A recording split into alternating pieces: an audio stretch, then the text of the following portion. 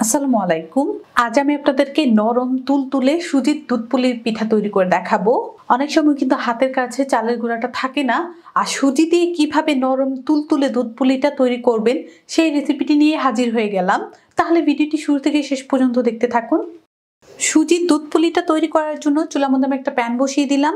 এই প্যানের মধ্যে হাফ কাপ পরিমাণ সুজি দিয়ে দিব। এটা কিন্তু প্যাকেটের সুজি। চুলার আঁচ লোতে রেখে এই সুজিটাকে কিন্তু অনবরত নেড়ে ভেজে নিতে হবে। চুলার আঁচ কোনোভাবে কিন্তু বাড়ানো যাবে না। চুলার আঁচ বাড়িয়ে দিয়ে যদি সুজিটা ভাজি তাহলে কি হবে, সুজিগুলো কিন্তু পুড়ে যাবে, আর পুড়ে গেলে কিন্তু এটা দিয়ে দুধ পুলি খেতে একদমই ভালো লাগবে না। তো চুলার আঁচটা লোতে রেখে এভাবে কিছুক্ষণ এটাকে ভেজে নিচ্ছি। কিছুক্ষণ চুলার আঁচ লোতে রেখে সুজিটাকে এভাবে অনবরত নেড়ে ভেজে নিলাম। এখন এখানে দিয়ে দিব হাফ চা চামচ পরিমাণ লবণ। সুজির সাথে লবণটাকে মিশিয়ে নিব। আর দিয়ে দিচ্ছি 1 কাপ পরিমাণ গরুর দুধ। গরুর দুধটা দেওয়ার পর স্প্যাচুলা দিয়ে সুজির সাথে মিশিয়ে দিচ্ছি। আর এই পর্যায়ে কিন্তু চুলার আঁচটা একদম লোতে রাখতে হবে। চুলার আঁচ লোতে রেখে যদি পিঠার জন্য ডোটা তৈরি করেন তাহলে কি হবে, সুজিটা কিন্তু সেদ্ধ হবে। আর যদি চুলার আঁচটা বাড়িয়ে তারপর আমরা পিঠার জন্য ডোটা তৈরি করি তাহলে কি হবে, খুব সহজেই কিন্তু এই দুধটা শুকিয়ে যাবে আর সুজিটাও সেদ্ধ হবে না। কিছুক্ষণের মধ্যে যে গরুর দুধটা দিয়েছিলাম, দেখুন সম্পূর্ণ দুধটাই কিন্তু টেনে এসেছে। আর পিঠার জন্য ডোটাও কিন্তু রেডি হয়ে যাচ্ছে। কতটা আঠালো হয়েছে।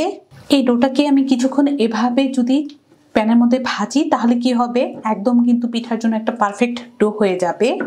যেহেতু পিঠাগুলো আমরা সুজি দিয়ে তৈরি করব, তো সুজিটাকে একদমই শুকিয়ে নিতে হবে। আর এই যে দেখুন পিঠার জন্য কিন্তু ডো হয়ে গিয়েছে। এখন যেটা করব, চুলা থেকে এই ডোটাকে নামিয়ে একটা বাটির মধ্যে রেখে দিব ঠান্ডা হওয়ার জন্য। পিঠা তৈরি করার জন্য এখন আমরা পুরটা তৈরি করে নিব। চুলার মধ্যে একটা ফ্রাই প্যান বসিয়ে দিলাম আর 1.5 কাপ পরিমাণ ফ্রেশ নারকেল কুচি দিয়ে দিলাম। সাথে দিয়ে দিচ্ছি হাফ কাপ পরিমাণ খেজুরের গুড়, 3টা ছোট এলাচ, আর এলাচের মুখটাকে আমি ফাটিয়ে দিলাম। স্প্যাচুলা দিয়ে কিছুক্ষণ এভাবেই নেড়ে গুড়টা গলা পর্যন্ত অপেক্ষা করছি। কিছুক্ষণের মধ্যে দেখুন গুড়টা কিন্তু গলে গিয়েছে আর গুড় থেকে কিন্তু অনেকটাই পানি ছেড়েছে।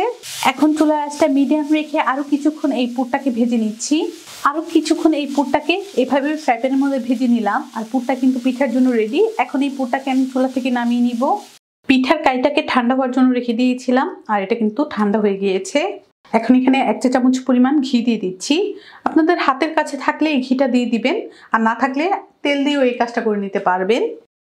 ঘি দেওয়ার পর ভালো করে ডোটাকে হাত দিয়ে মথে স্মুথ করে নিতে হবে।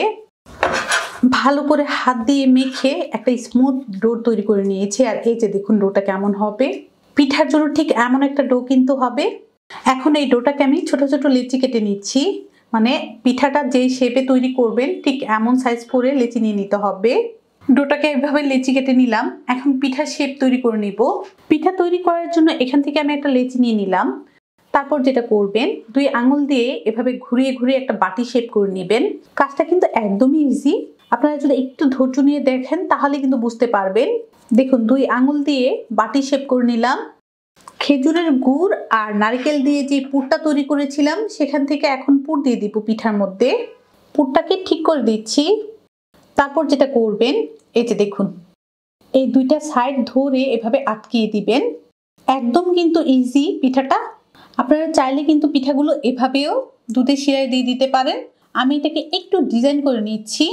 কেউ যদি চান যে ডিজাইন করব না, সেক্ষেত্রে কিন্তু এটা না করলেও হবে। এই যে পিঠার ডোর মধ্যে নিয়ে এভাবে একটু ঘুরে দিলে কিন্তু একটা সুন্দর ডিজাইন হয়ে যাচ্ছে। এই যে দেখুন এভাবে সবগুলো পিঠা আমি বানিয়ে রেডি করে নিব। সবগুলো পিঠা বানিয়ে রেডি করে নিলাম। দুধের শিরাটা তৈরি করার জন্য চুলার মধ্যে আমি একটা কড়াই বসিয়ে দিলাম। আর এই কড়াইয়ের মধ্যে 3 কাপ পরিমাণ গরুর দুধ দিয়ে দিব। সাথে দিয়ে দিচ্ছি 3টা ছোট এলাচ। গরুর দুধটা বলক আসা পর্যন্ত অপেক্ষা করছি। গরুর দুধটা বলক চলে এসেছে। এখন এখানে 1/4 কাপ চিনি দিয়ে দিচ্ছি। চিনি আর খেজুরের গুড় দিয়ে শিরাটা তৈরি করব। আপনারা চাইলে কিন্তু শুধু চিনি দিয়েও তৈরি করতে পারেন কিংবা খেজুরের গুড় দিয়েও তৈরি করতে পারেন।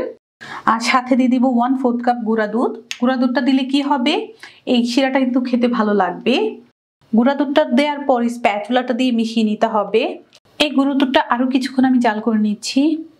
আরো কিছুক্ষণ গরুর দুধটাকে জাল করে নিলাম। এখন যেটা করব, চুলাটা আমি অফ করে দিচ্ছি। তারপর এখানে হাফ কাপ পরিমাণ খেজুরের গুড় আগে থেকে গ্রেটার দিয়ে গ্রেট করে রেখে দিয়েছিলাম। এই খেজুরের গুড়টা গরুর দুধের সাথে মিশিয়ে নিব। চুলাটা বন্ধ করে গরুর দুধের সাথে যদি এইভাবে খেজুরের গুড়টা মিলানো হয় তাহলে কি হয়, দুধটা কিন্তু ছানা কাটার ভয় থাকে না। খেজুরের গুড় যদি গরুর দুধের সাথে এভাবে মিশিয়ে নেন তাহলে কি হবে, দুধটা কিন্তু আর ছানা কাটার কোনো রিস্ক নাই। গুড়টাকে মিশিয়ে নিলাম, চুলাটা আবারও জ্বালিয়ে দিব। যে পিঠাগুলো বানিয়ে রেখে দিয়েছিলাম এখন পিঠাগুলো এই গরম দুধে দিয়ে দিব। সবগুলো পিঠা দিয়ে দিলাম। চুলার আঁচ মিডিয়াম রেখে পিঠাগুলোকে কিছুক্ষণ জাল করে নিচ্ছি। চুলার আঁচ মিডিয়াম রেখে কিছুক্ষণ জাল করে নিয়েছি। পিঠাগুলো নাড়া দেওয়ার সময় আলতো করে কিন্তু নাড়া দিতে হবে। দুধ পুলি পিঠার শিরাটা আমি তার চেয়ে বেশি ভারী করব না, কারণ যখন পিঠাটা ঠান্ডা হয়ে যাবে এই শিরাটা কিন্তু আরেকটু ভারী হয়ে যাবে। তো এই অবস্থায় আমি এটাকে চুলা থেকে নামিয়ে নিব। সুজির দুধ পুলি পিঠাগুলো দেখুন ঠান্ডা হয়ে গিয়েছে, আর শিরাটা দেখুন কতটা ভারী হয়েছে। পিঠাগুলো কিন্তু একদম শিরাটাকে ভালো করে স্যুপ করে নিয়েছে। সুজির দুধ পুলিগুলো আমি সার্ভ করে নিচ্ছি। আশা করছি আমার রেসিপি ফলো করে যদি বাসায় দুধ পুলি তৈরি করেন নিরাশ হবেন না। আমি আশা করছি আমার এই দুধ পুলির রেসিপি আপনাদের ভালো লেগেছে। ভালো লাগলে অবশ্যই একটা লাইক দিবেন, চ্যানেলটাকে সাবস্ক্রাইব করবেন। সবাই ভালো থাকবেন, সুস্থ থাকবেন, আমার জন্য দোয়া করবেন। আল্লাহ হাফেজ।